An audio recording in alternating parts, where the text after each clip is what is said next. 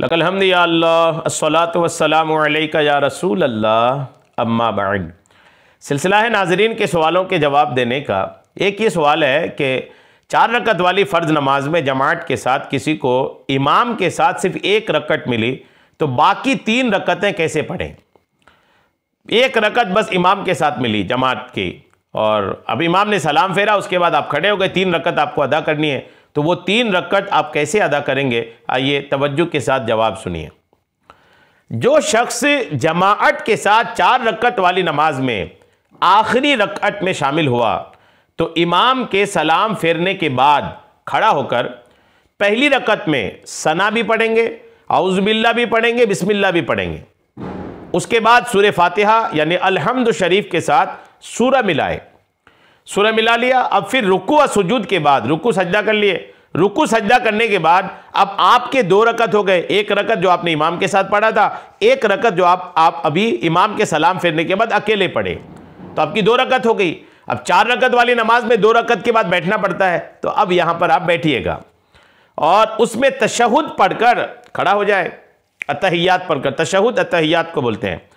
और इस दूसरी रकत में भी यानी आपकी जो अब इमाम के बाद जो दूसरी रकत पढ़ रहे हैं, आपकी हुई तीसरी और इमाम के बाद आपकी दूसरी, तो है टोटल आपकी तीसरी रकत। तो इस दूसरी रकत में भी अलहम्द शरीफ के साथ आप सूरा मिलाएंगे और सूरा मिलाकर आप रकत पूरी करके बैठेंगे नहीं, खड़े हो जाएंगे क्योंकि आपकी तीसरी रकत है। और फिर 1 रकत और मजीद पढ़ना है जो आपकी चौथी रकत कहलाएगी। आखिरी रकत जो आप पढ़ेंगे, आपकी छूटी हुई 3 में से जो आखिरी पढ़ेंगे, उसमें सिर्फ अलहम्द शरीफ पढ़े और रुकू सुजूद के बाद अतहियात वगैरह पढ़कर सलाम फेर दे। यह तरीका ज्यादा राजिह कौल के मुताबिक है। वरना एक और तरीका भी है जो जुज़ियात में मज़कूर है, वरना सही है ये जो आपको मैंने अर्ज कर दिया है। यही कसीर तादाद में फ़ुक़हा ने यही लिखा है और कसीर तादाद में मुफ्तियान किराम भी यही लिखते हैं। उसकी तफसील कुछ यूं है, मसबूक यानी जिसकी इमाम के साथ 1 या चंद रकतें रह गईं, उनके बकिया रकतों को अदा करने के मुतालिक उसूल यह है कि ये इमाम के सलाम फेरने के बाद बकिया रकतें अदा करते वक्त किरत के हक में पहली और अतहियात के हक में दूसरी रकत पढ़ेगा। लिहाजा इस सूरत में पहली रकत की तरह सना, औज़ु बिल्लाह, बिस्मिल्लाह और फातिहा के बाद सूरत भी मिलाए और 1 रकत इमाम के साथ पढ़ चुका है, लिहाजा तशहुद यानी अतहियात के एतबार से यह उसकी दूसरी रकत होगी।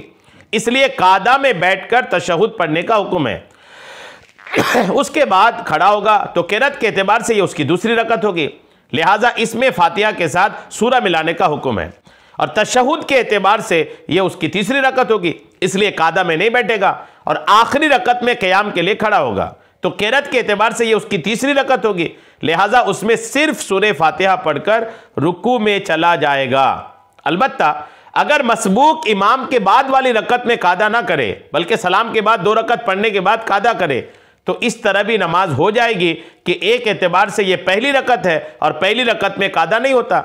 लेकिन बेहतर तरीका वही है जो ऊपर बयान हुआ, यानी सलाम के बाद पहली रकत मुकम्मल करके कादाए ऊला कर ले। यानी एक दूसरा तरीका भी है कि आप अपनी छूटी हुई 3 रकत जब अदा करने के लिए खड़े हुए तो पहली रकत में आप नहीं बैठे, क्योंकि आपकी छूटी हुई में पहली है, और दूसरी रकत छूटी हुई जो आपकी 3 रकत में दूसरी रकत जब आप पढ़े उस वक्त आप बैठ रहे हैं, इसलिए कि आपकी अकेले आप दूसरी रकत हुई।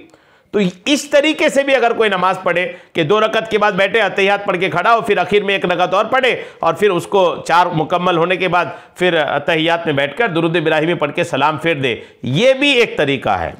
लेकिन बेहतर वो ये कि एक छूटी हुई 3 रकत में पहली रकत के बाद भी आप अतहियात बैठ जाएं, वही बेहतर तरीका है। ठीक है, ये कसीर तौर पर मुफ्तियान किराम ने यही बात लिखी है। दोनों तरीका आप देख लें, बेहतर लेकिन जो पहले अर्ज़ किया है। अल्लाह करीम हम सबको तमाम तरह के शरई मसाइल सीखने, समझने और उस पर अमल की तौफीक अता फरमाए। आमीन बिजाहिन नबील अमीन सल्लल्लाहु तआला अलैहि वसल्लम।